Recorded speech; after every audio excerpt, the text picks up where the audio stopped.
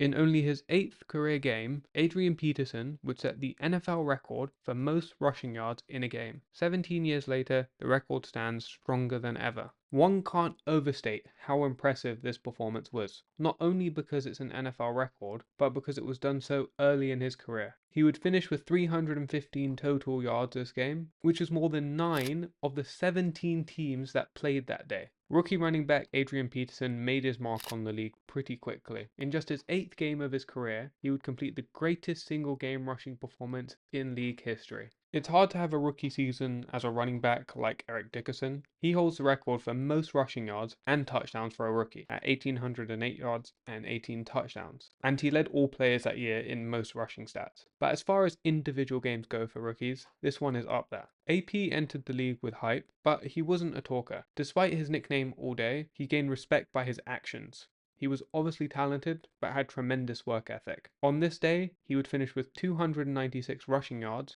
on 30 carries with 3 touchdowns, and it could have easily been more. The Vikings were facing the Chargers in Week 9, and Adrian Peterson's idol growing up was Charger LaDainian Tomlinson. Peterson was a rookie, and Tomlinson was the best back in the league. It would be premature to say, because Tomlinson would still dominate for a while longer, but it was kinda like passing the torch. Tomlinson recognized what happened himself, saying, "It was just a special day, and clearly at the time I was already passing the torch to the next great running back in our league." But if you tuned into the first half, you wouldn't have seen anything special. AP finished the half with 43 yards, and Tomlinson had 35. But AP would come out swinging and gain 253 yards in a single half. Peterson was already establishing himself at this point with 4 100 plus rushing games in his first 8, but this game solidified him as that guy. Technically, it was not his breakout game. That was 3 weeks prior against the Bears, where he had 3 touchdowns, 224 yards on 20 carries. While that was a franchise record, this was NFL history, and so this has to be his most impressive performance in his rookie year.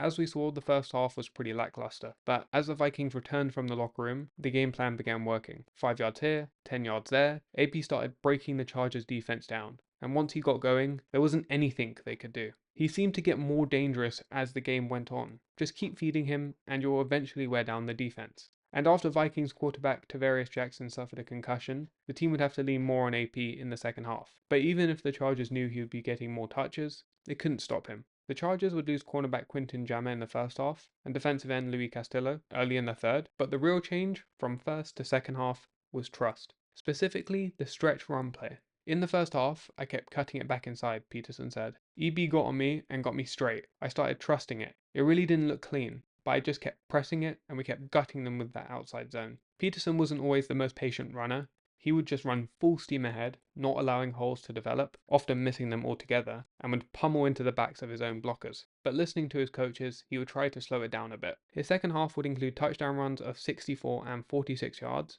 and a 35-yard rush that essentially gave him the record. Multiple carries for 10 plus yards, and that's just demoralizing for a defense. And the thing is, the Chargers defense was really good that year. They finished 5th in points allowed, 17.8, so it's not as though he got the record against a bad team. The offense was running through AP, and why wouldn't it be? They had only 14 pass attempts in the first half, and in the second half they only passed 7 times, and just once in the fourth. There was no intention to force feed Peterson to get the record though, but the plays were going so well there was no reason not to run. Only late in the fourth, when he was at about the 240-yard mark, some of the staff started to wonder how close he was to the record, and it turns out not very far. When they found out, he would be subbed back in for the Vikings' final drive, and the first play resulted in a 35-yard run. He would then rush for 3 yards to claim the record, and he would have exceeded 300 yards if it wasn't for this horse collar tackle that drew an unnecessary roughness penalty on a play that could have been a 90-yard touchdown. Also, a side note, backup Chester Taylor rushed for 60 yards on 9 carries. Of course, Peterson can't be out on every play, but 296 didn't even feel like a push, which made it even more impressive.